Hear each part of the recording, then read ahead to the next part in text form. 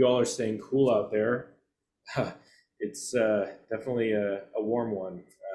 So hopefully you all are checking in and if you have any elderly neighbors or unhoused neighbors and others just in the community, definitely keep an eye out and yeah, be aware of that as well. Another hot one here. I heard crazy on the news. If you take 2021 out of the record books, today would be the hottest day in Portland in history. So it's amazing. It's a hot one. 108, I think I saw. Okay. Well, we're here now. We are going to get rolling here. So first order of business is going to be old business. And so first and foremost, we're going to go ahead and approve the July general meeting minutes. So just as a reminder, again, we are going to be, we are including the previous month meeting minutes in our newsletters that go out to the entire community. So everybody should have time to go ahead and review on their own with those meeting minutes. And we as a board do go through and try and correct any typos or anything like that. So with those meeting minutes that were shared and were sent out previously, does anybody have any corrections that they would like to raise for the minutes that were sent out? I do, Patrick. The minutes indicate under board members, it says Liz Smith. Liz is not a board member. Nope. No, she's not.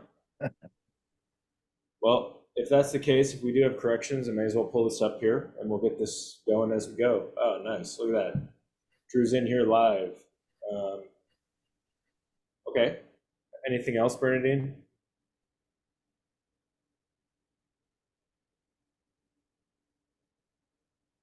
Or anybody?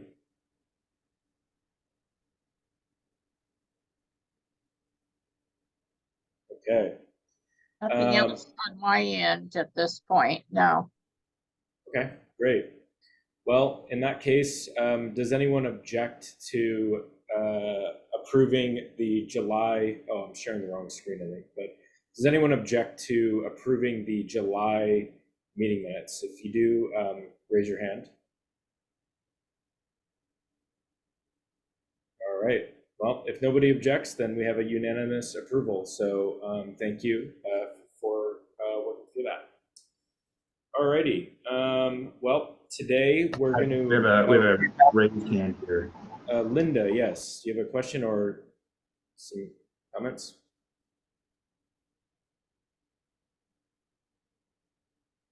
I can't unmute Linda. I don't know who is the host here.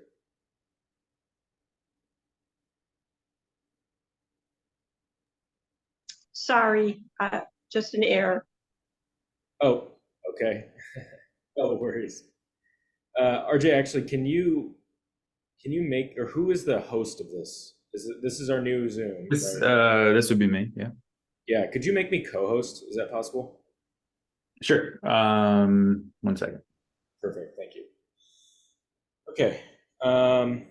Perfect. Yeah. Thanks, everybody. So we'll go ahead and get into our new business here. So today we will have a guest speaker here hopping on shortly from the IDC, which is the Independent District Commission. So along those lines here, the first order of new business is that school will be back in session in September, literally and figuratively speaking.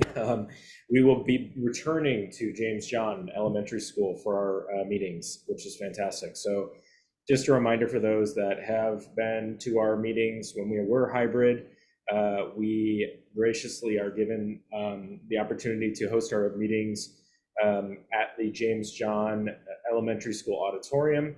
So we have that locked in for the school year, but this summer we were unable to get access to that, working with Portland Public Schools as there was some work being done on the facility. So, and I think their janitorial staff may not work the same hours. So anyway, long story short, September 11th is going to be the next general, and we will be at James John for those that do like to be in person. I'm excited to be there. I'll have to remember how to get all the tech set up again, so I'm sure it'll be fine though. But anyway, just a reminder, yeah, September 11th we'll be back. I have the room reserved for basically the rest of this calendar year and a few months into next calendar year. And then that's as far as I could go before the system didn't let me book it anymore. So anyway, the entire school year next year, 2023 and 24, we should be fine in the James John Elementary, unless anything changes, but we'll keep you posted. Yes, and thank you for responding. Yes, we will be doing hybrids. We will continue to upload to our YouTube account. We're going to continue all things tech, so if anybody misses, no worries.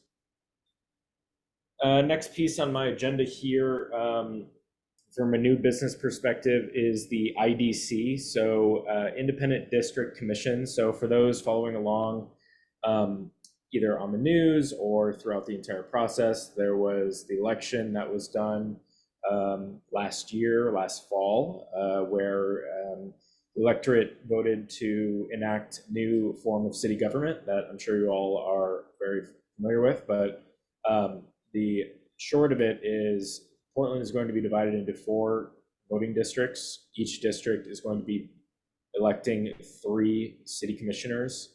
And as a part of that redistricting process, the Independent District Commission has been established to identify and draw the maps. So we have been following this process all along.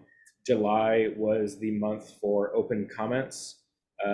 There were, I would say, DaWayne, when he hops on, I'm sure can speak to it better than I can, but there were about 9 listening sessions, I think 2 in each district, plus 1 virtual, all citywide. And there was opportunity for folks to provide testimony. We have communicated this out to you all throughout the entire process. Didn't hear a ton of feedback, but I think the one piece of feedback that we heard was, most important, I think, for all of us was making sure that North Portland and specifically St. John's was districted with our neighbors. So that would be Cathedral Park and the rest of North Portland. I think there were potentially some concerns about being carved off and included in the West Side District, but all 3 of the draft maps that were proposed did not do that. So we had an opportunity in July. We went to community center over just down the road that I'm blanking on the name of, but RJ and I were there, and we provided testimony saying exactly that we were in support of all 3 maps due to them retaining North Portland as whole and not carving us off into the West Side District. So I thought it went well. We had a few questions. I think some of the pieces outside of the official testimony was that I'm super curious about is how is the city and the Board of Elections going to be helping to support and educate. I think that the new process of voting, while is something that the electorate voted and is excited about, I think it can be confusing to some. So us as SJNA, as we plan for 2024, we are going to be hopefully working within the kind of toolkit of educational materials that either the county or Board of Elections or all of the above will be providing. So RJ and I met some great contacts there. It sounds like there is going to be a lot more coming out of that. I think basically where we're at now, the maps they're being deliberated on for the month of August, and supermajority will be required in the month of September in order for the commission to vote on the map. And once that supermajority is met, that will be the map that is then implemented, and then we will really kick things off into kind of planning and education. So a lot more to come. We're going to be talking about a lot about this. The 2024 election is going to be a big one for sure. So you have our you have our commitment to continue to message and help educate. That's going to be a big piece of what we're focusing on next year as throughout that process. So yeah, I think that went really, really well. And then, like I said, we met DaWayne, who is a great contact to have, and he was specifically asking to hear potentially more from St. John's specifically, which is why we're hoping to have him on today to speak to y'all. Next thing on my list I had is Dan Ryan is going to be hosting a town hall at the Kenton Fire Station on 8/22, which is coming up right around the corner. And for those that don't know, Dan Ryan is a city council person who oversees the Office of Civic Life. And so as a part of that, he's really interested to hear from North Portland and individuals living within North Portland. And so he's going to be putting on a listening session and town hall at the Kenton Fire Station. I just dropped a link in the chat that you can go ahead and sign up. It's going to be, I believe, hybrid as well, Zoom and in person. We'll see if Mary needs my help or not, but we'll figure that out the day of the event. But yeah, no, it will be a great event. We encourage all that are interested to either join via Zoom or attend in person. And then I think there's also a questionnaire form that you're able to submit a question if you would like him to answer specifically. But a few things that we are interested in, yes, the time on that, Drew, thank you, good call, is 1 moment. And RJ, I saw your note as well. I sent the new link to DaWayne. The invites, I believe, says 6 to 7:30. 6 to 7:30? Okay, thank you on that. Yep. Yeah, 6 to 7:30, hosted by Civics Life's North Portland Neighborhood Services. Yeah, so I would recommend anybody join. I think some of the topics that Dan Ryan is overseeing is going to be parks, civic life. I know he had a lot to do with Safe Rest Villages, whether or not that falls within his remit. From what I've gathered, he's also kind of seeing some of those through. One of them being the one right in our backyard on the Peninsula Crossing Trail, aka the Cut. So I think there's a lot of folks that are interested in connecting with him, specifically on a lot of projects within North Portland. So again, I think the more that we can mobilize as a community and get in front of some of these folks, the better. So yeah, just sign up on that link if you are interested, and we'd love to see you there. Great. And then the last piece on my section here for new business is actually a shout out to Paul. We are now fully migrated over to the new website. So Paul, thank you for everything you did. But for everybody on here, this is a cost saving measure that I think has been, the board has been working on for many, many months. But long story short, we have fully been accepted into the Google suite of services as a 501c3, which Google provides for free, which is amazing.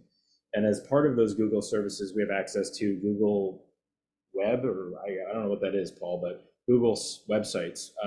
So we're now going to be turning off Wix, which is our previous provider. And now we're using our free service provider through Google. And that is a great news for us, I think, specifically where we can not only save money, but then reinvest some of the savings back into other community events and other things that we like to do rather than paying for web hosting. So thank you, Paul. I don't know if there's anything else you want to add there, Paul, on just the website piece. Yeah, I would. No, thanks, Patrick. I would actually. One thing is, if you look through the new website, it looks good. And Google Sites is really a remarkably good, easy to use program, and it's hard to make an ugly website with it. It doesn't give you as many choices to screw up as some other platforms do. But if you read through it, there are a couple of places where I just put in there, this list is incomplete or this list is out of date. And if anybody here has the time and energy to, when you go through there, say, well, I could help that, let us know. Write to Patrick and he'll, we'll get you set up, because things like the community events, or contacts within the community, it's pretty good, but it's out of date. So Yeah. there's Yeah, and stuff that can be done.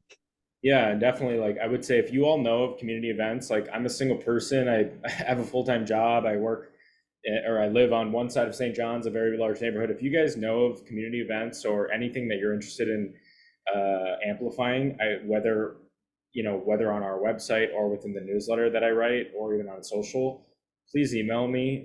It's just the info@stjohnspdx.org.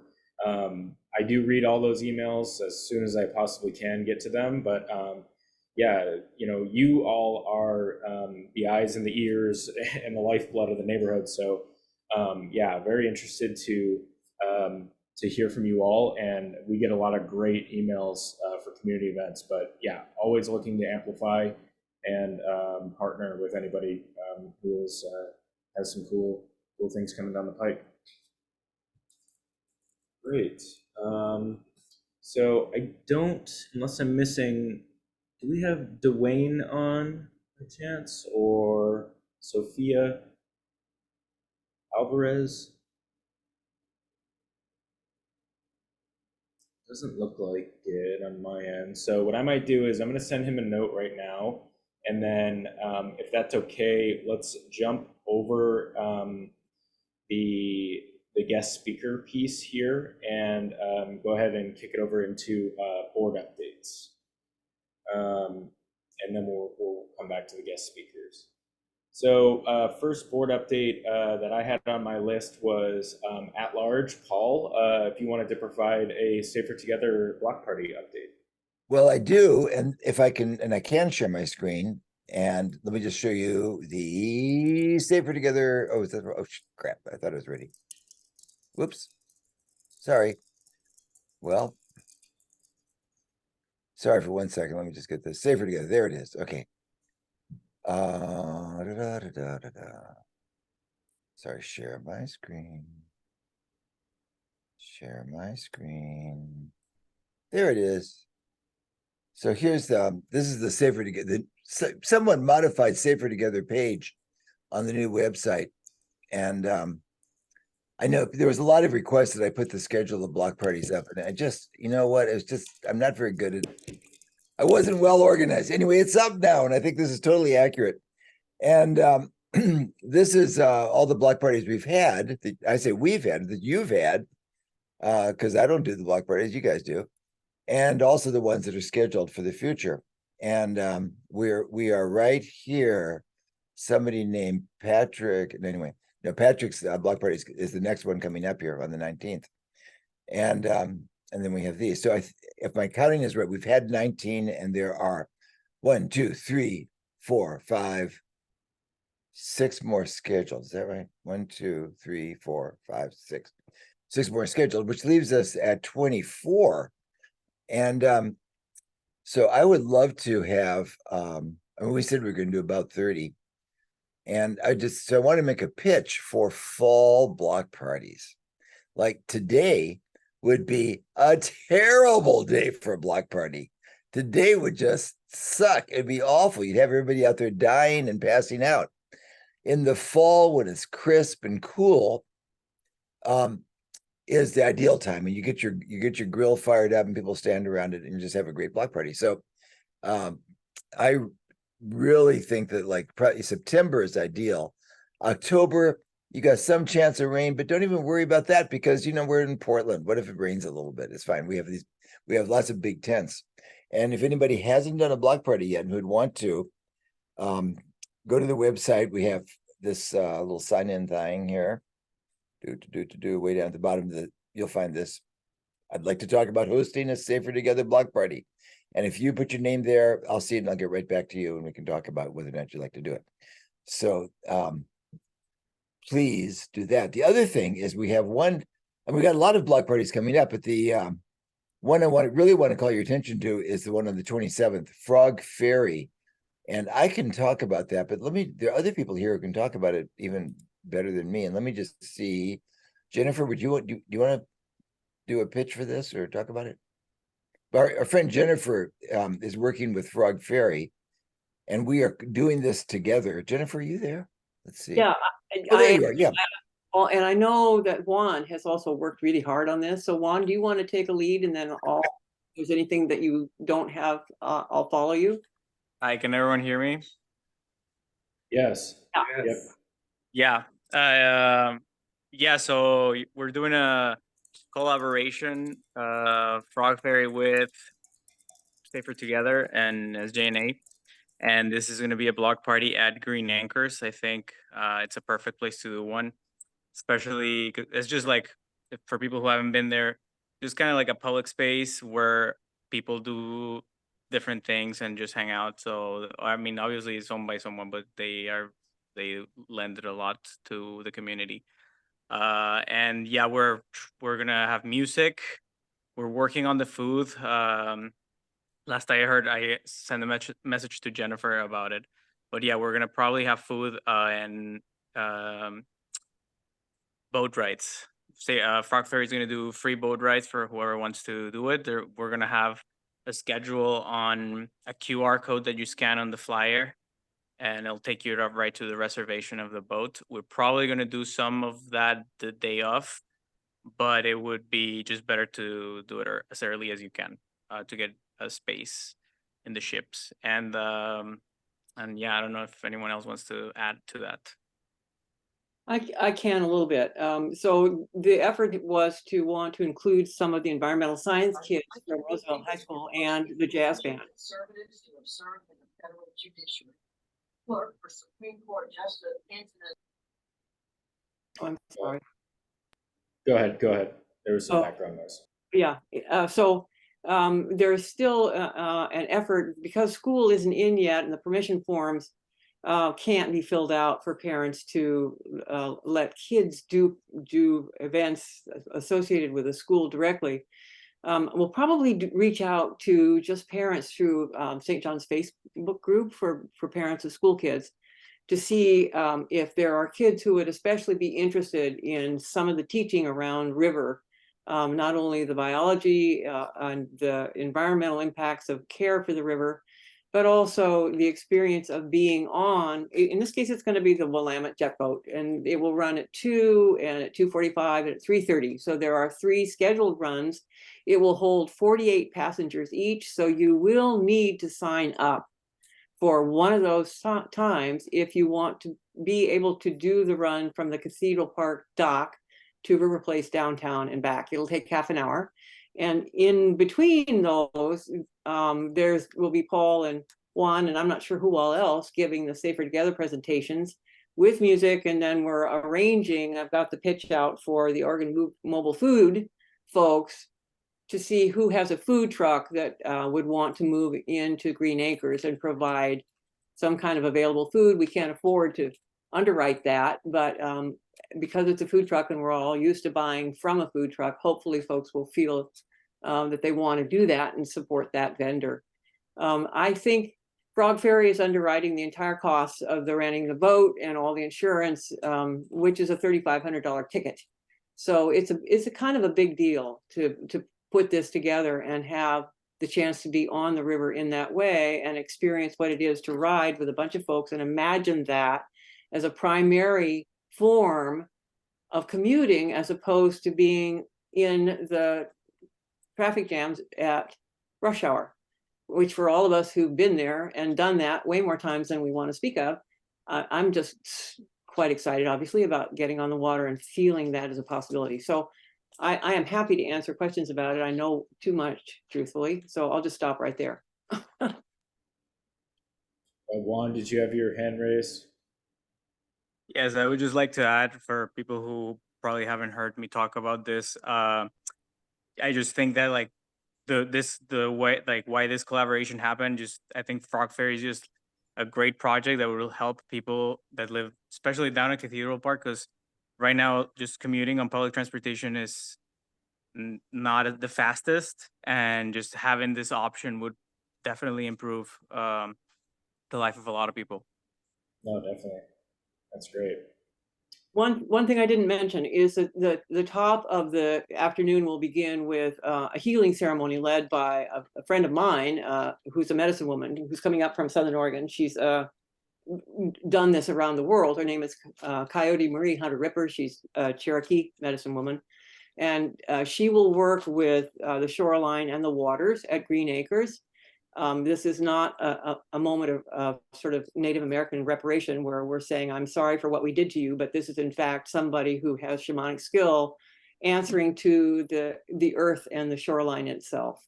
So for those who have been involved in shamanic ritual in the past, you'll resonate with that kind of work, you might want to attend at noon when she'll be doing that work. She'll be assisted by a pastor whose specialty, his doctorate is in eco-theology, and he's coming up from Tualatin to do this. He preached several years ago at the Superfund site. So these are folks who really, really, really care about the element of water and earth itself. And so that's where the day will start, the afternoon, from 12 to 1. And then from 1 o'clock on, it belongs to the Safer Together folks and the boat rides and food and music. So Very that's cool. and hopefully we'll get this flyer on the SNJ with the website so that you guys, if somebody is looking to you, they will also see this opportunity. Yeah, definitely. Yeah, we'll all stay close, and we'll help amplify on social and yeah, the web, and also if we need to send out a special email, we can as well. Super.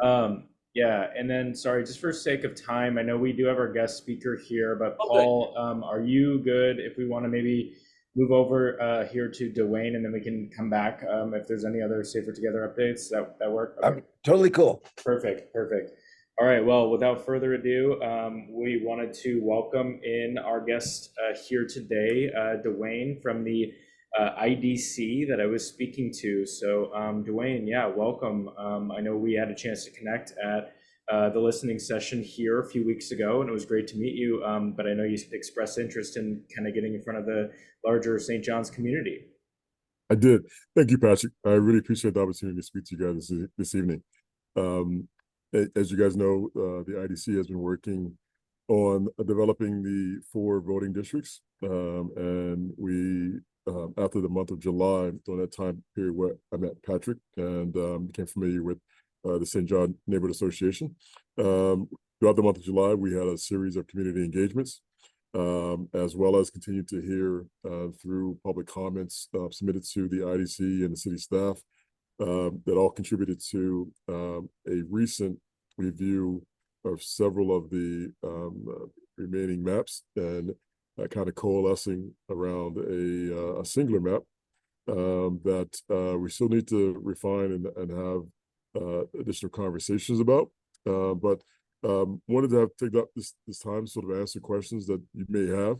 I'll give you the opportunity to kind of define how you would like to spend these next couple of minutes, whether you'd like me to walk through kind of where the IDC has started and where we are now, or perhaps we could get directly to the map and kind of show it to you, and you can ask any questions you might have. So your call. I think it would be great, DaWayne, if you, I know that the community has been fairly engaged. We've been speaking about this and following along very, very closely, but if you could just give the kind of quick update just on, I guess the process and the map voting process. I know that you all did when we were in person, just a brief sort of piece there. And then I don't know if you have the ability to bring up the maps or take a look, but then I would love to open it up for questions as well. Gotcha. So what I'm going to try to do is to present and speak at the same time. We'll see how proficient I'll become at that. So let me know if this comes out in your screens presented completely. Like I'm going to have to do it in the this presenter mode here. Oh, this works great. This looks okay, good. Cool. So what we did was we but in the actually, let me skip to the next slide, because you guys have, as you said, you've kind of seen these maps, these 3 maps that we've had, Alder, Cedar, Maple, and they are kind of in the past now because we kind of moved ahead. So let's talk a little bit about how we got here. So last election, voters decided to change the city charter, and within that, change the formation of government and how the city of Portland will govern itself. Previously, there were 5 city councilors elected across the entire city, and as of November 2022, what has happened is that now there no longer be 5 at large. There will be 12 district representatives.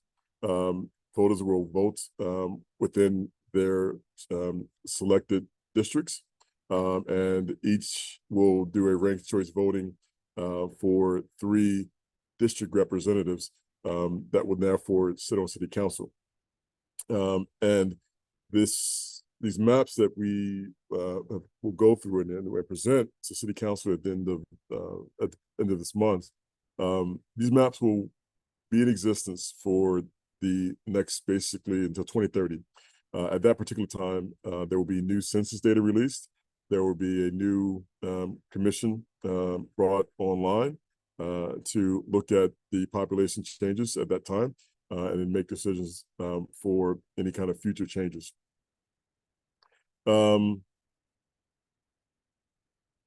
There are 13 members on the Charter Commission. We were selected through a citywide application process, vetted by the mayor, confirmed by city council, and we've been working together since about April of this year. The Independent Commission, as stated in the name, is an independent community body authorized to create these districts on behalf of and with the accountability to the communities of Portland. Now, in order to get to, and we haven't done this vote yet, but in order to get to a decision on a single map, a supermajority of the 13 is required. So 9 out of 13 votes, affirmative votes, will have to be made. We're shooting for hopefully a unanimous vote, but 9 out of 13 is the bar. If we're unable to get to a supermajority after 2 votes, then the latest map that we have developed will go to city council, and city council will be responsible for making the final decision. We're all hopeful and looking forward to making a decision now. This is kind of the roadmap, and apologies for the start in July. Actually, we've gone past that. Obviously, now we're in August, and we're going through the deliberation process. And as I said, we've had a lot of public comments and public commentary. We've had the month of July where we had 8 community engagements in person, plus 1 that was virtual. So a total of 9. And there was an opportunity for us to change the voter requirements and voter criteria, but we decided not to, and so to stick basically to the precedents that were approved in the voter requirements. We will, as I said, make a final decision coming up in the next 2 weeks or so. We were not allowed to vote within a 30-day period after the last community engagement session, which was July 16th. So we were technically not able to vote on a map until at the earliest tomorrow. We still, as I said, we still have some decisions and conversations that have to be had around the coalescence of a map and the lines that we've discussed so far. So we still have some work to do there.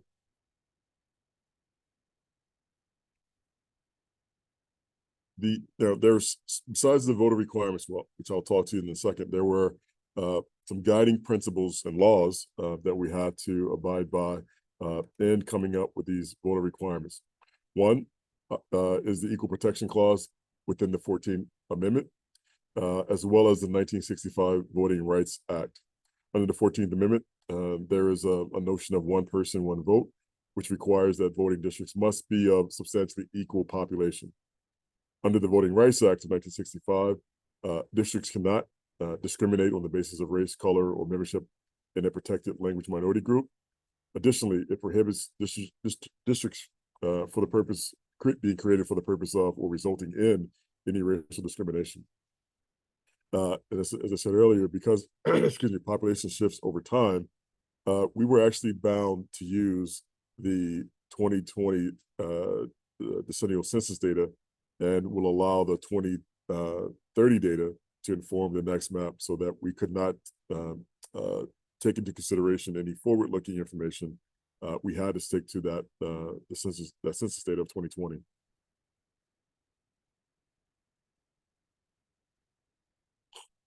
And so, what was the voter requirements that was passed in November 2022? These requirements were basically set in precedent from other voting districts that were created across the country, and based upon things that were upheld constitutionally and in federal court.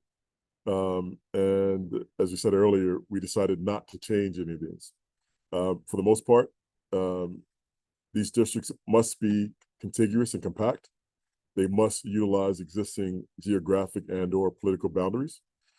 They must be connected by transportation links, and as well as be of equal population. They cannot be drawn to favor a political party, incumbent elected official, or any other entity, or dilute the voting strength of any language or ethnic minority group. Lastly, most importantly, they must not divide communities of common interest. And this is where we really focused on our community engagement. It's really understanding what this means. As communities of common interest has been defined by national precedent as groups sharing policy concerns and benefiting from alignment.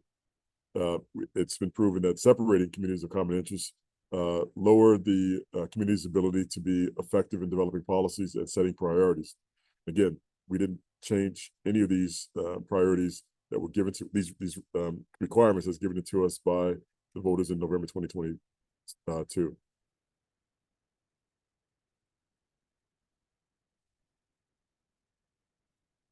And how does the district criteria kind of affect the boundaries? The district commission and voters, we use various data sets to help satisfy these requirements. Examples of the data sets are presented here on this particular screen. Use of specific data sets was a requirement. As I said earlier, the 2020 decennial census data had to be used. In addition, we use the American Community Annual Survey data, which provided additional demographic and social economic data.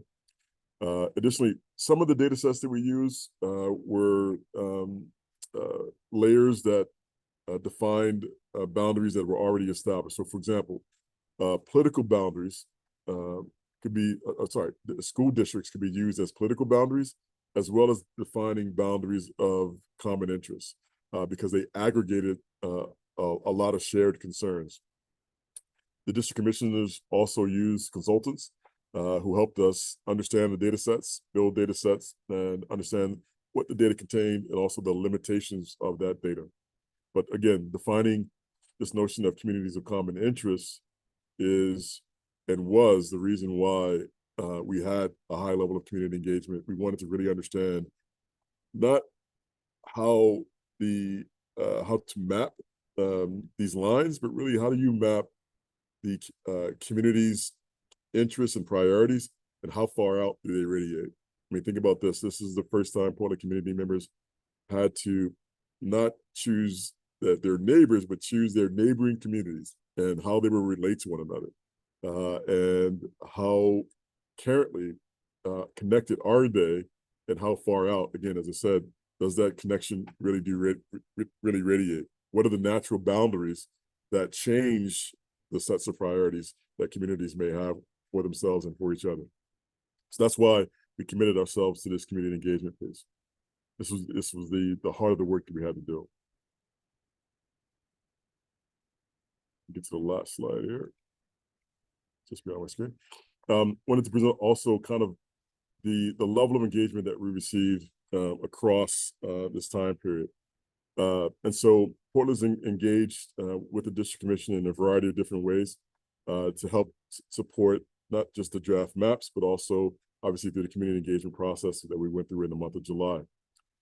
Ultimately, it's our belief that it is the community that are the authors of these maps, that we're doing our best attempt to sort of draft them and draw these maps based upon the community input that we got. On the screen, you can see some of these community engagement numbers as of May 30th. But as I said, throughout the month of June, we had over 200 draft maps presented.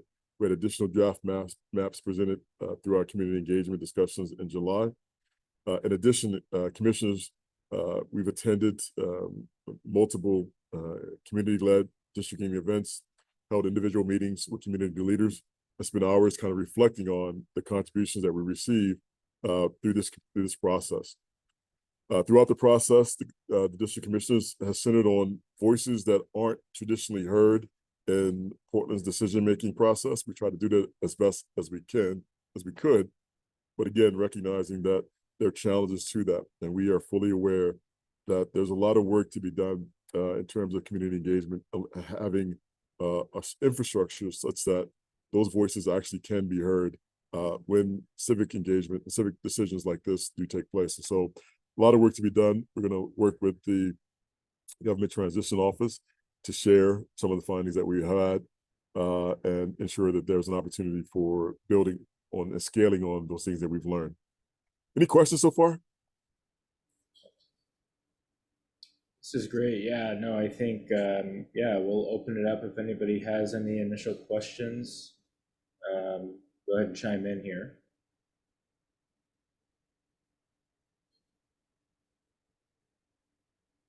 We have Paul, looks like is raising his hand. Paul? Yeah, no, first of all, DaWayne, thanks for all this work. And I can imagine the complexity of putting that all together and in a fairly short time. So thank you. And but I just want to say, when you were talking about the fact that you just needed a super majority, but you didn't need unanimity, before that goes to city council, I really encourage you guys, and I hope that you will get unanimity or as close to it as you can, because redistricting should not be done by politicians because they have a vested interest. You already know this, you're smiling. They already have a vested interest in redistricting. And the more you can say unified, unanimous decision of the commission, the less they're going to mess around with that. And I'm not saying anything about any of our council people, yes, but don't turn it over to them. Do it yourself. And if you could just please do it unanimously. Thanks for that encouragement, Paul. We have heard that mission loud and clear and do respect that. And I think all of us understand, even our last meeting, been very proud of the fact that we've been thinking about the collective. When I mean the collective, not just the IDC members, but also the collective of the community, and trying to sort of weigh the pros and cons. One of the definite cons would be, or the definition of a fail for the entire process, would not to have a map agreed upon. And probably, we're all aware how important it is to be locked in, and that we want to have these decisions made by consensus, which means that if there is any dissension, let's be clear to work through those and collectively agree to move forward with the single map. So we definitely do respect that mission and understand it. Oh, that's great. I did just want to provide just a little tiny piece of clarity here. And DaWayne, I know and it's not a testimony piece. I know that's totally, that ship has sailed here, but I do know that, the one thing that we have heard from community members, and I'm totally aligned with you in saying it is difficult to get, maybe some of the less spoken for, communities, involved in some of these processes. But I do think that the one thing that has been clear, I think, to a lot of us as we've gone through this process is just how important it is to retain and remain whole as North Portland. And I know I testified in that regard as well, but, just understanding too, just for everybody on the call that maybe isn't familiar, it's the numbers don't work where you can have a clean West Side district that is split right down the river. It doesn't work that way from a population limit standpoint. And so that, I think, is one of the obviously points of contention and feedback, I think, for a lot of folks within the city. But I think it's really important to consider whether it's southeast, inner northeast, or whatnot. Going from St. John's, crossing the river, or Cathedral Park, or North Portland for that matter, crossing the river and going into that West Side district. We're talking what, 20 minutes by car until you really reach a large population center. Not trying to exclude Linton, but obviously thinking through from that standpoint as well, just like where community resides. And so yeah, you pull up the map, this is a great example of what we're looking at here, where the majority of our community, I would say, resides and lives the majority of their time up in North Portland. Yeah, appreciate that, Pastor. You're absolutely right. There, the math is challenging, and the topography of Portland is equally as challenging. They didn't cooperate well together, and the history of Portland. I know many of you understand that Portland was 3 cities that came together with and around the Willamette River. And so that has that in some ways created some natural communities of common interest. And so when you start talking about creating districts that had to be of equal population, as Patrick said, the West Side simply does not have enough citizens in order to support equal population. The greatest, in fact, it was one of the areas west of the river is one of the areas that had the least number of folks living there. And if you think about it, that this teal colored area here is the most dense area of Portland in terms of citizens. What happens here is that unlike the West Side, the North Side, and the Far East, there is less industrial public use lands in this area. And so there's more single family apartment housing and so forth that creates higher densities here.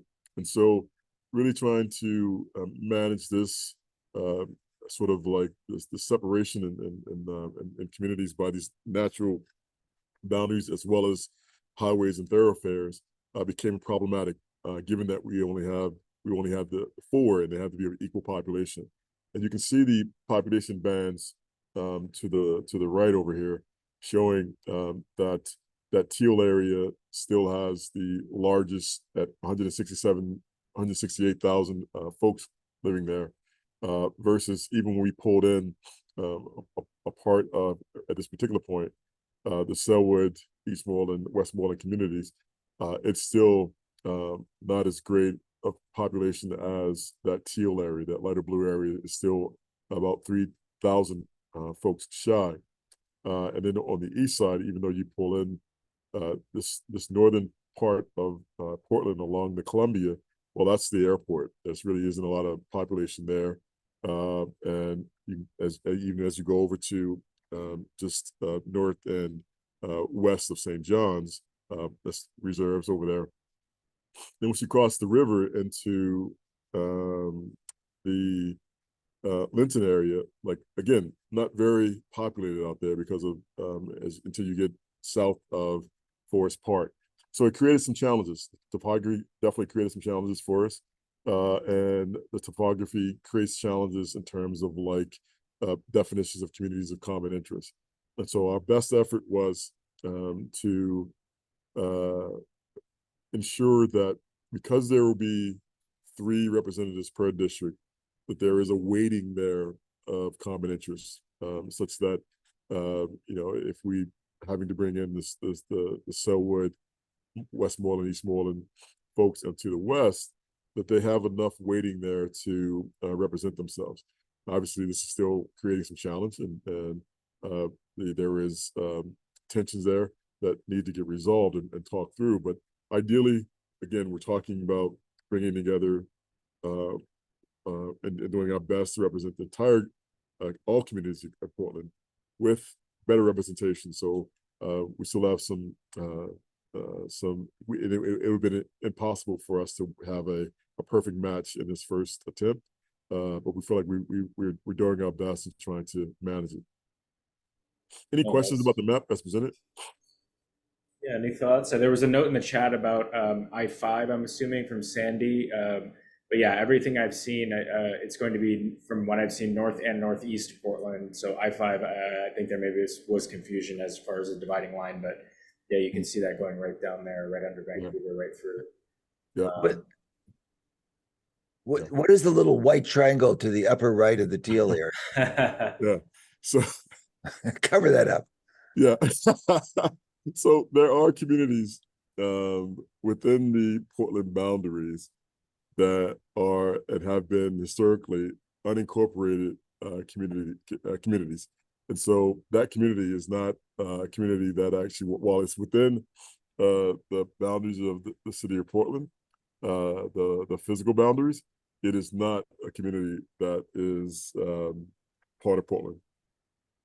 Maywood Park, there you go. Is that what that is?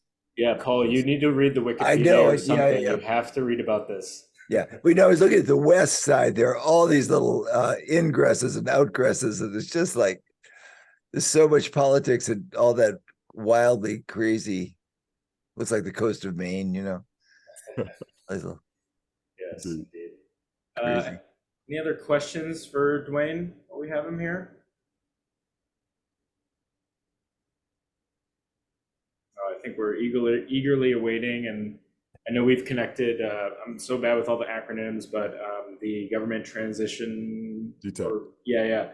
So we're connected in with them, and we're super interested about, I think, next steps. I mean, obviously, we're excited about the map and seeing how this kind of comes to fruition, hopefully in the next month or a few weeks. We'll see. Yeah. But we're eagerly awaiting getting out there from the educational standpoint. What does 3-member districts mean? How does that work? How does ranked choice voting work? How does all this kind of fit in? So we're ready to go on our end, and yeah, very pleased with the work that kind of has been done thus far. Appreciate it. And one of the things that has been really impressive to me in the community engagement piece is the reliance of the city of Portland on neighborhood organizations, not just to help with the civic engagement, but also to communicate with residents and set priorities. And one of the things that Patrick and I had a brief conversation about was the ability for neighborhood associations to do some of this work in terms of elevating voices that are not traditionally heard. That's really, really a necessary process. And as when we, as the IDC looked at some of the missed opportunities or the challenges that we had, being able to sort of rely upon an infrastructure that provided those voices was really challenging. And we know that that's going to be an ongoing challenge in the city of Portland. Even with these districts, what's going to likely happen is that there will be some consolidation of neighborhood associations and neighborhood organizations. And if we as a collective don't do a good job of building infrastructures to hear from those community members who are traditionally disenfranchised, then we may inadvertently create additional power structures that isolate them and leave them outside. And so we do hope that, and we're going to build this into our messaging to GTAC and City Council as well, is that neighborhood associations deserve additional funding and to be able to create those infrastructures to hear from those voices that are not traditionally heard from. Definitely. Yeah, and that's a huge piece of what we're focusing on and trying to crack that nut as well. And like I said earlier, it's not perfect and it's challenging, but I think the best we can do, like Paul and what we're doing here is just getting to know your neighbors and talking to your community members. It's great. I think, yeah, this is a lot of great work here that you all are doing. Just to check on time here, we're about 2 minutes till 8. Maybe we can give it about 5 more minutes if there's any additional questions, or DaWayne, if you had anything else you were kind of looking for from the broader group. And I'll just mention this. One of the things that we heard early on was that St. John's and really wanted to be held whole with the North Side. So we really do appreciate that feedback, and we tried our best to listen to it and make that one of the driving factors for what we see in these maps. And I just want to personally say that I enjoy spending time in St. John's and the festivals and all that. I don't know how you guys do it, but it's always a little bit cooler in the St. John's festivals, and the shade trees do a wonderful job. So can keep doing what you're doing. You say that to all the neighborhoods, DaWayne. I bet you do. Oh no, appreciate that. That's great. Yeah, That's no, nice. yeah, we have, that's Music Door Years. We're DaWayne, I didn't even tell you, but we're trying to host 30 summer block parties. And we got a grant from the city from community resilience, bringing people together for a disaster resiliency. So Paul and team have been very busy, but very thankful for the shade trees and all sorts of fun stuff. And thank goodness we haven't had 108 degrees like today for many of those block parties. Yeah. And Patrick, I'm gonna look forward to getting that schedule, because I definitely want to. I might not be able to 10:30, but I'll definitely hit 15. Hey, you are welcome, man. Come to them. Yeah, Appreciate come on it. out. No, I appreciate it. Yo, Perfect. thanks very much for the opportunity to speak with you. I really appreciate it. Thank you. Yeah, thank you, DaWayne. Yeah, much appreciated. And we'll be on the lookout and following closely here as this all progresses. But hey, anytime, or if you want to, share my contact with anybody else as far as the transition goes, we're absolutely, civically engaged up here and really interested to see this process through. So yeah, really appreciate you coming by. Thanks very much. Have a good evening. You too. Take care. Okay, perfect. Wow, that was interesting. I love that stuff, but I'm a political nerd. I could talk about that stuff for hours. So, but I love it. So what I wanted to do, because we kind of jumped in and jumped out, but Paul or for the block parties or Frog Fairy stuff, anything else you wanted to touch on there, Paul, for your update? Well, I'll just put in one more plug for the Frog Fairy event since this time. Just like, all the block parties have been. I've been to a lot of block parties.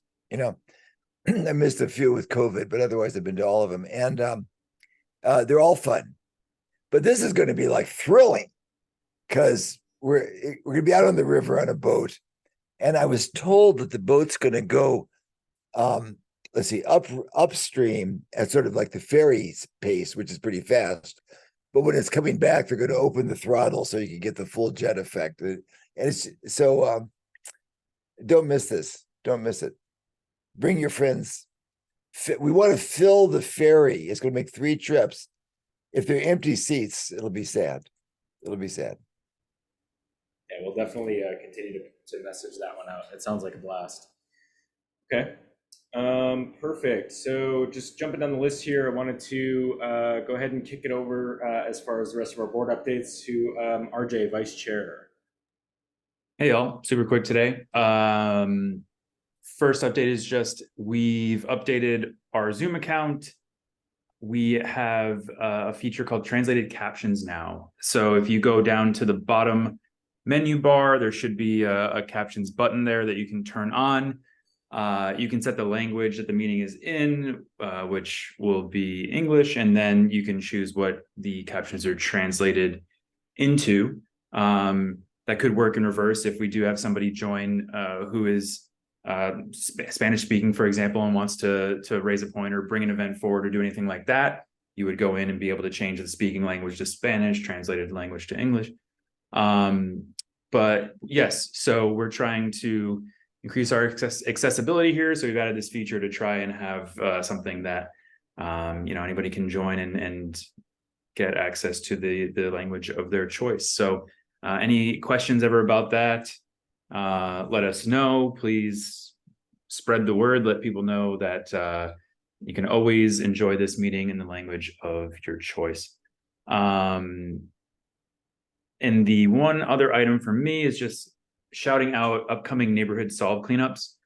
I'll drop these links into the chat, but on the August 19th, there are cleanups at George Middle School and James John Elementary.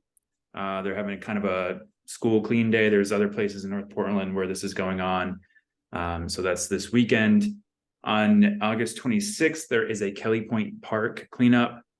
So head on up there to take care of that little gem on the point. And on September 16th, there's a pretty big Cathedral Park beach cleanup south of the dock. I think they're looking for something like 250 volunteers is what the listing says. For context, normally people will ask for like 25. So they're looking for a big time clean, big time project down there. So all ones to be aware of. Again, I'll drop these links in the chat, but otherwise, let me know if you have any questions. Wow, 250. Is that part of that river cleanup? Do you know? Yeah, I think the group that came and spoke at our meeting a while back when we were at the school, I believe they're a co-host on this. I'm gonna drop everything in now. So 1 second. Okay. No, that's great. We definitely will. I would love to amplify that. Because yeah, that's huge. Yeah, 250. Wow. Okay. I'm looking at it right now. Cool. Awesome. Thanks, RJ. Much appreciated. And well, we're looking great on time, so I will go ahead and kick it over to Treasurer. And while I do that, give me 1 second and I will pull up your document, Bernadine.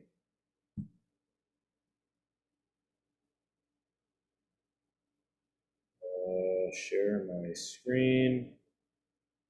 Okay. Can you see this?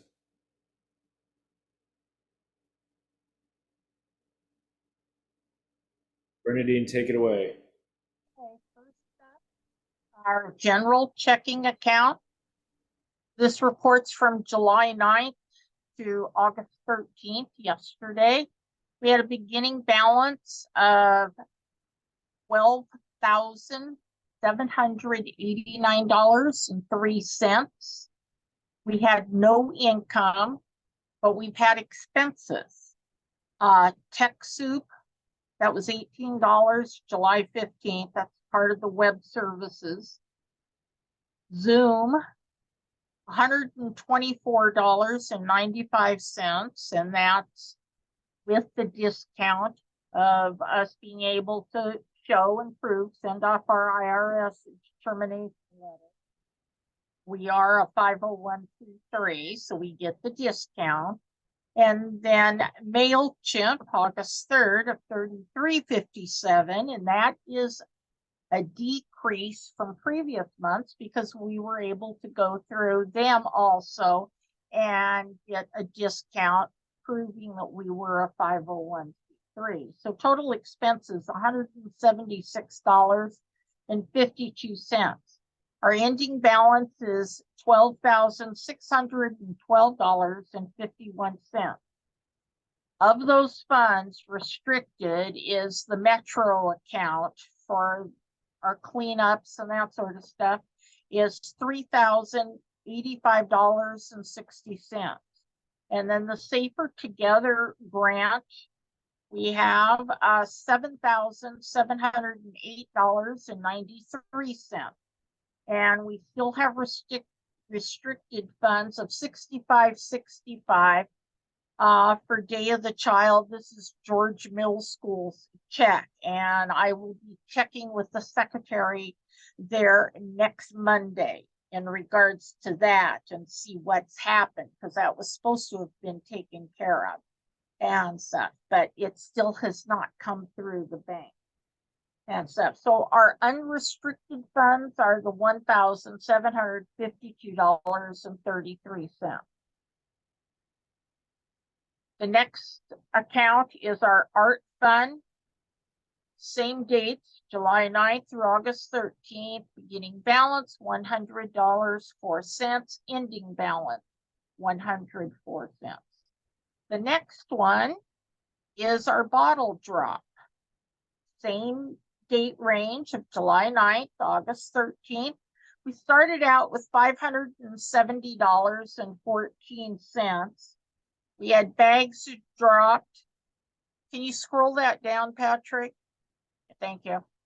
Bags dropped, we had $67.30. And because we had approved the budget for this fiscal year to get $450 from the bottle drop account, that was part of our income categories that was approved. I requested the check August 5th for $450. And that takes anywhere from 10 to 14 business days. So we should be getting that within the next week or so. We should be getting that check. And that's being mailed to our business address, at the Kenton Firehouse. So the expenses are $450 out of that account, which leaves us $187.44. Any questions from anyone? Just a reminder for anybody new or interested, Bernadine does have bags available. If you want to help us fundraise, you can go ahead and send her an email and ask for those bags, and she'll get those to you. But it helps a lot. Last year so far for bottle drop since Very we good. started it. That's crazy. Yeah, excellent. Okay. Alrighty. Well, thank you, Bernadine. I'll go ahead and keep us moving along here then. It's my oh, here we go.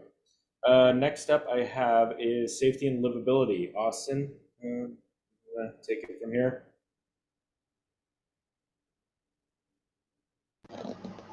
All right, good evening, everyone. Thanks for being here. I have a few updates for safety and livability from last month and this month. First up, I wanted to mention the city cooling shelters.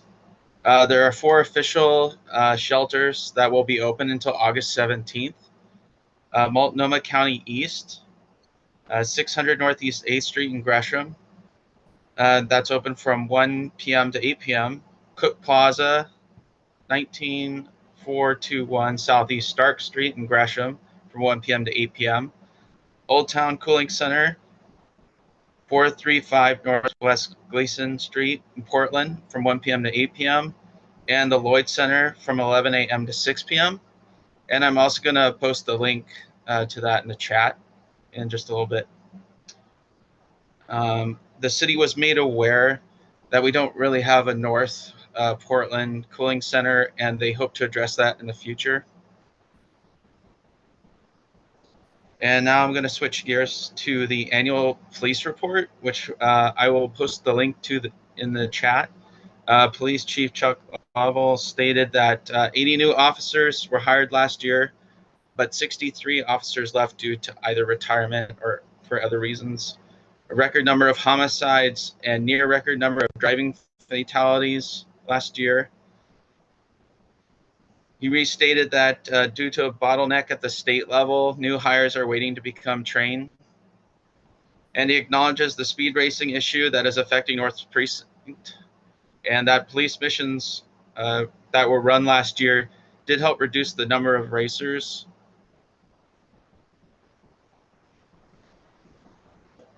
And just a few other updates. There were 55 fires as a result of the 4th of July fireworks this year, which was up from only 16 last year, most likely due to the good weather we had this year. Street racing event comprised of nearly 600 people made it impossible for PPB to respond. They're investigating the organizers and making use of social media to find those involved. The PPB is implementing a ceasefire model, also seen in other locations across the country, such as Oakland and California, to combat gun violence. Through this program, they'll be engaging communities that are at risk for either being victims or perpetrating gun violence and trying to offer services or other alternatives. PPB has just over half the police officers that Seattle, Washington has, which has a similar population to us. So we're really short-staffed, and the mayor's office is trying to get double overtime approved for police to continue running their special missions. So because they can only meet minimums just for basic staffing, all missions are done on overtime. And finally, I think Tanya could probably speak more to this, or our partners with the business district, but the city is working to address buildings that are remaining empty. And with that, if you have any questions, I'd be happy to answer them.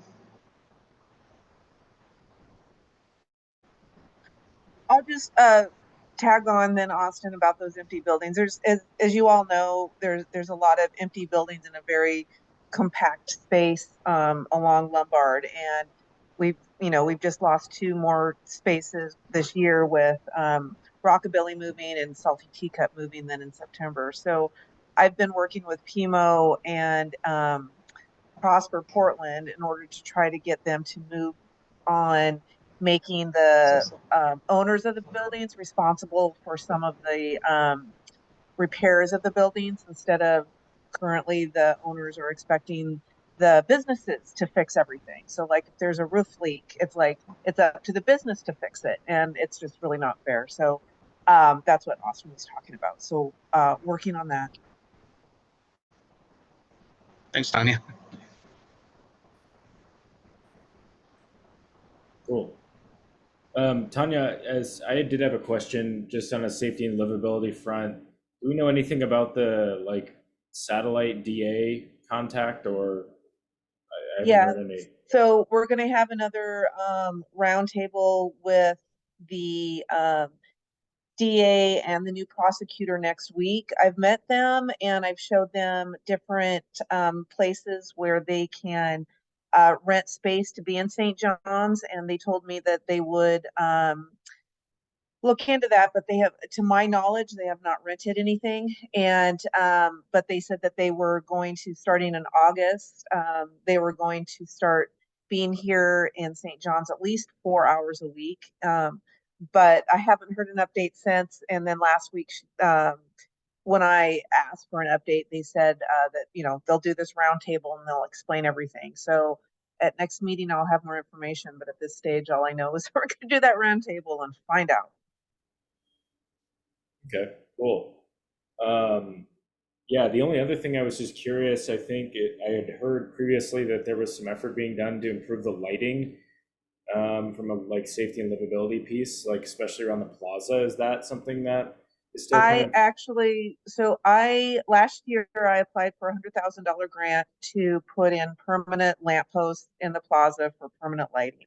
I did not get it. I reapplied with another organization. Last year it was Metro, this year it was Prosper, and I got the grant. So I am working with PBOT, and I asked for $100,000 grant because that's how much it's going to cost. And we got 50. So I'm working with PBOT, and they're going to give 25.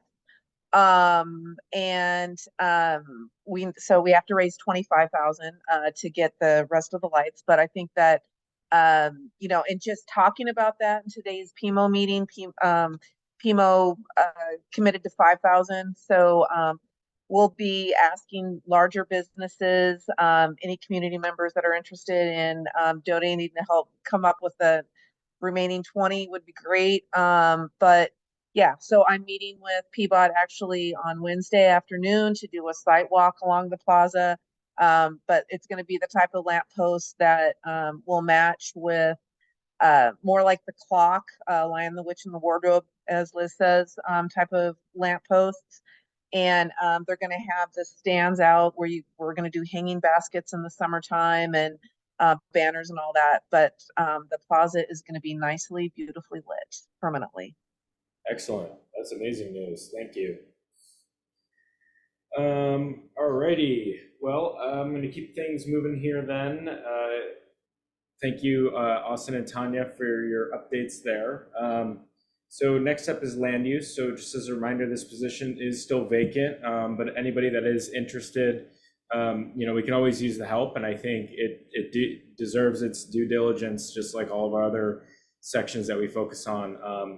But I did thumb through the mail, and really the only thing of note that I saw was the Your Inn Tavern is working on permitting a COVID patio that it sounds like was installed during kind of the COVID, really the heat of the pandemic. And it sounds like that may or may not have been permitted properly or whatnot.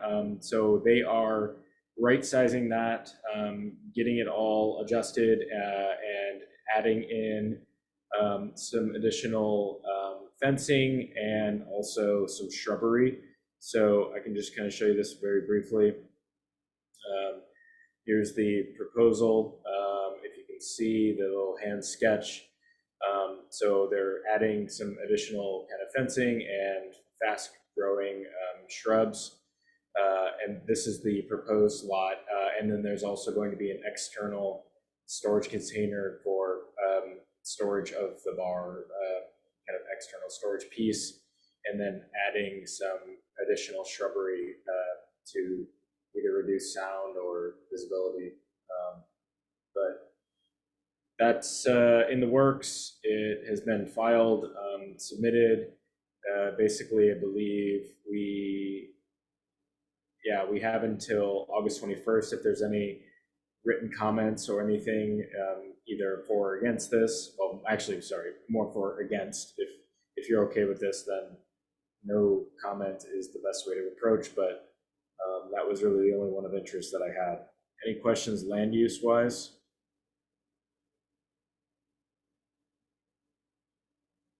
Or I don't really know the business owners. I don't know if Liz or Tanya, if you do, or if they're boosters, and I wasn't quite sure, but that was really the only thing I kind of saw.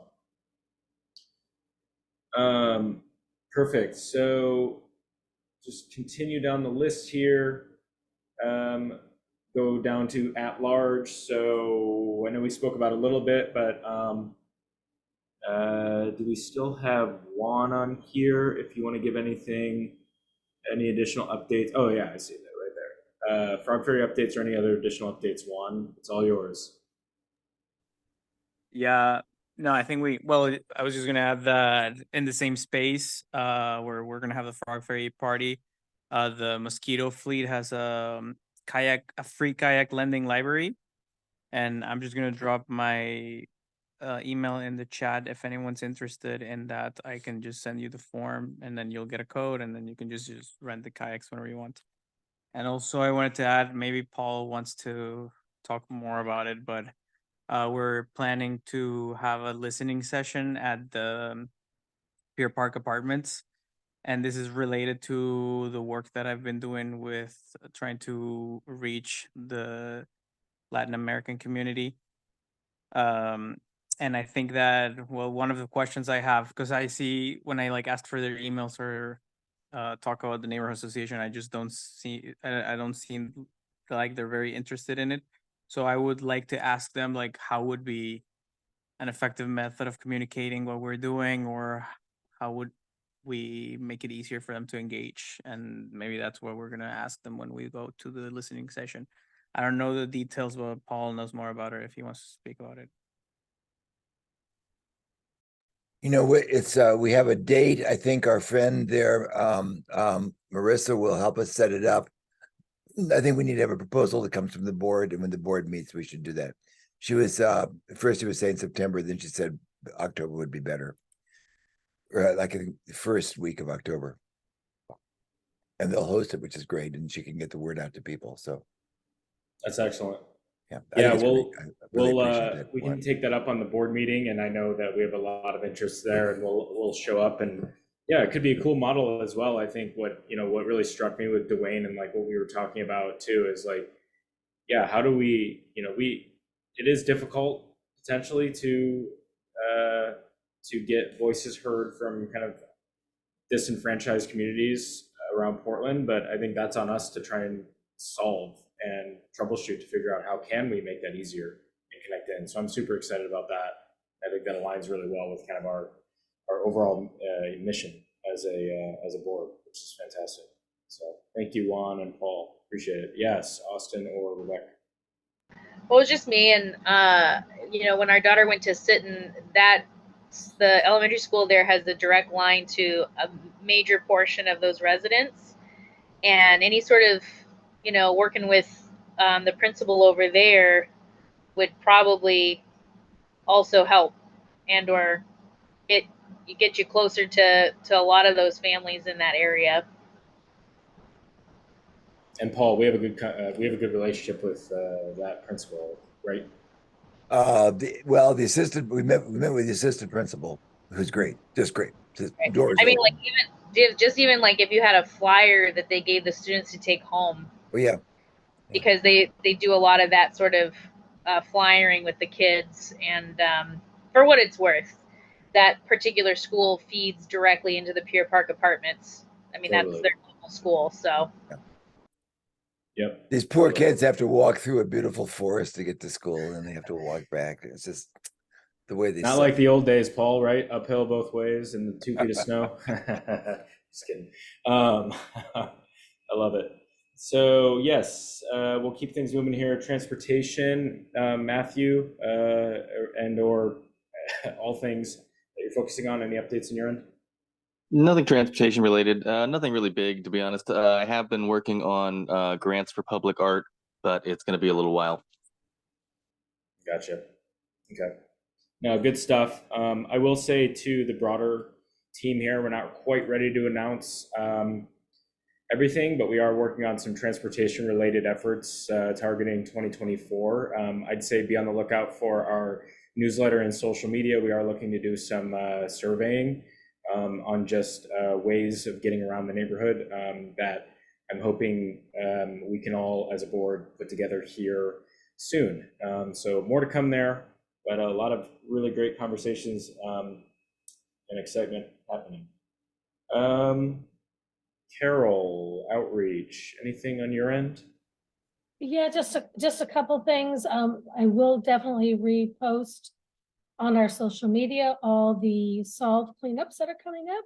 But I do want to remind everyone that we do have quite a few things going on in our St. John's area in the next couple of weeks. The Kids Outside 2, which is Kids Outside is an effort to regain George Park in the heart of St. John's, is on August 26th from 2 to 4 p.m. So watch social media for some reposts on that. I'm going to post that right now on the chat, their event page, so you can see that. And then also this weekend is the PDX Yard Share, which is where it's the program where if you have a garden that is plentiful to grow, with growth, that you participate in sharing your goods.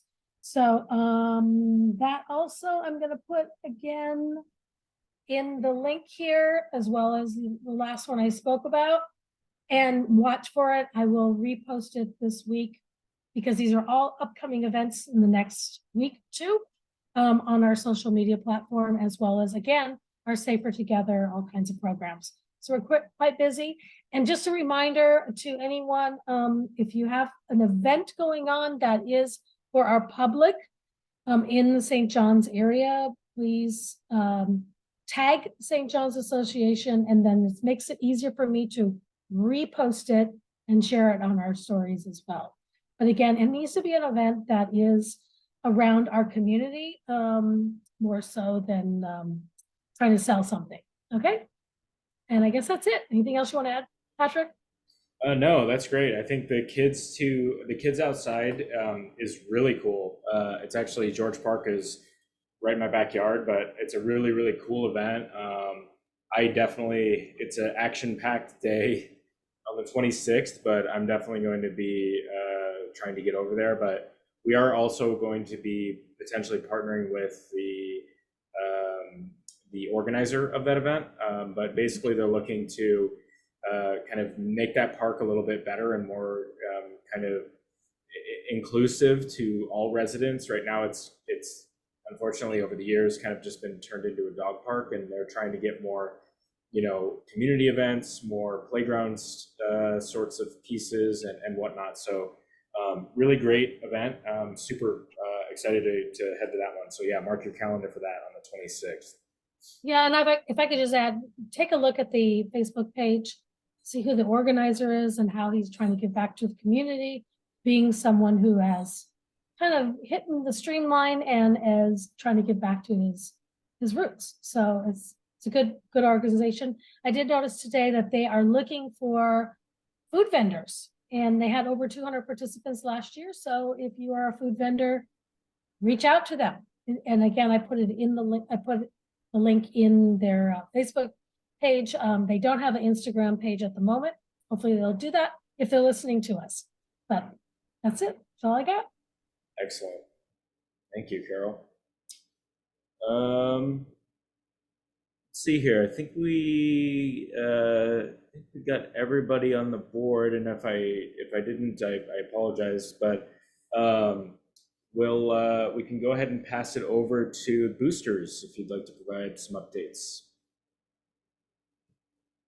Tanya Hello. or Liz? Tanya, are you on also, I hope, somewhere? Yeah.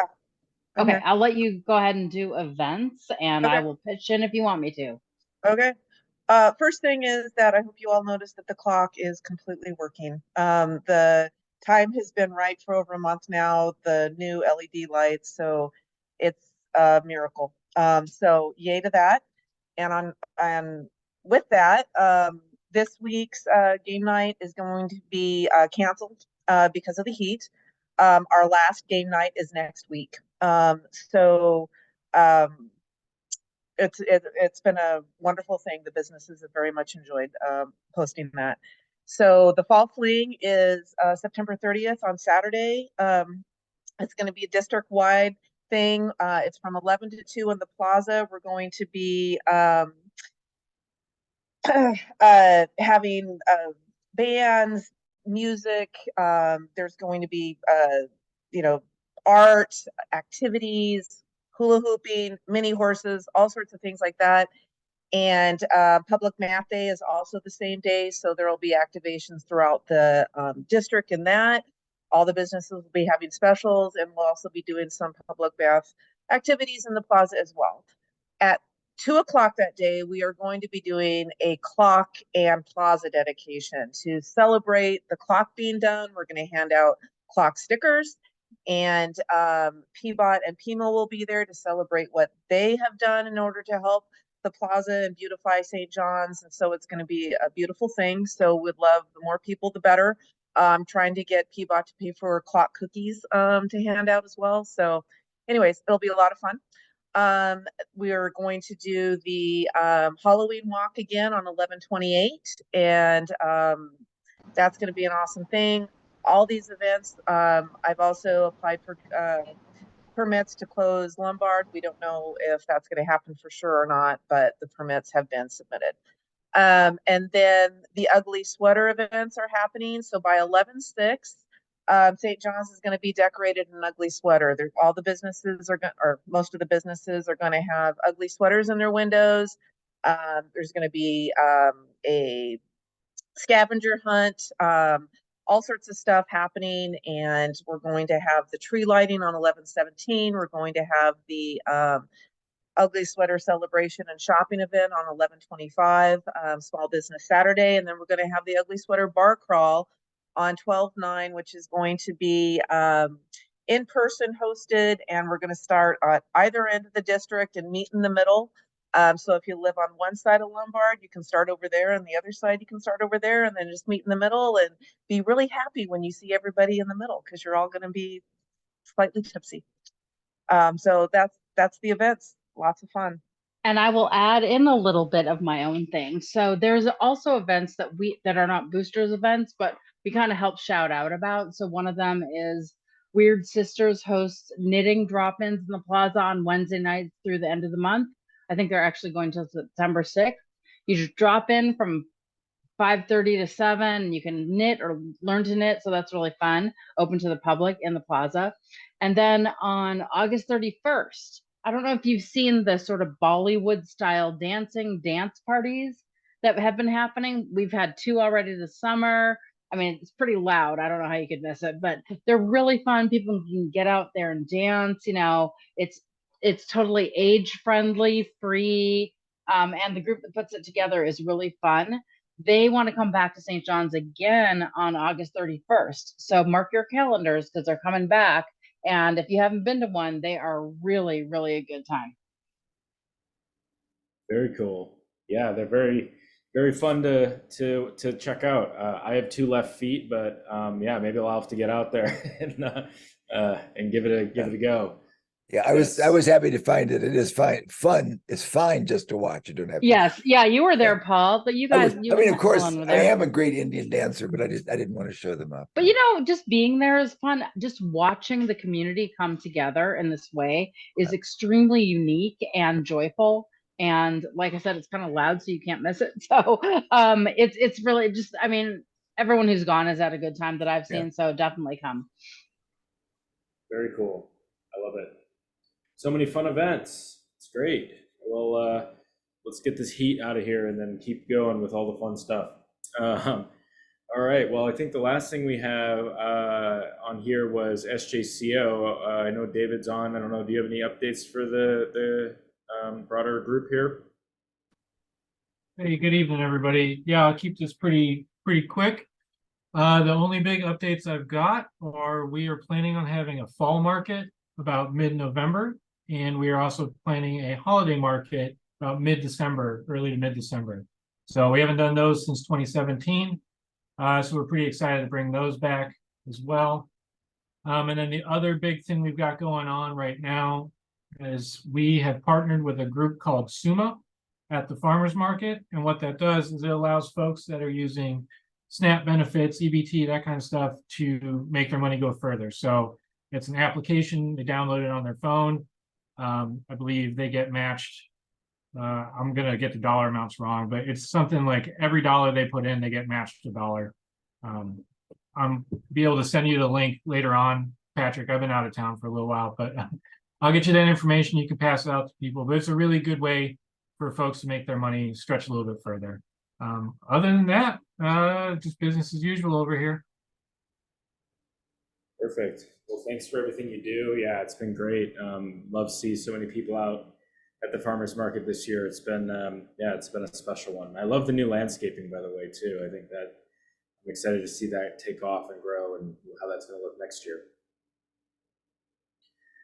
Cool. Well, I think with that, if nobody else has anything for us here, we can go ahead and adjourn at 8:36 since we're over time. Excuse me, but thank you everybody for coming by. Would love to see you all either in person or hybrid. We'll be back on Zoom, but for those that like to meet in person, we will be at James John here at September 11th, but otherwise stay cool out there, check on your neighbors, be vigilant within the community, make sure our folks are staying safe with the heat, and we hope to see you soon. Thanks, everybody. Have a great evening.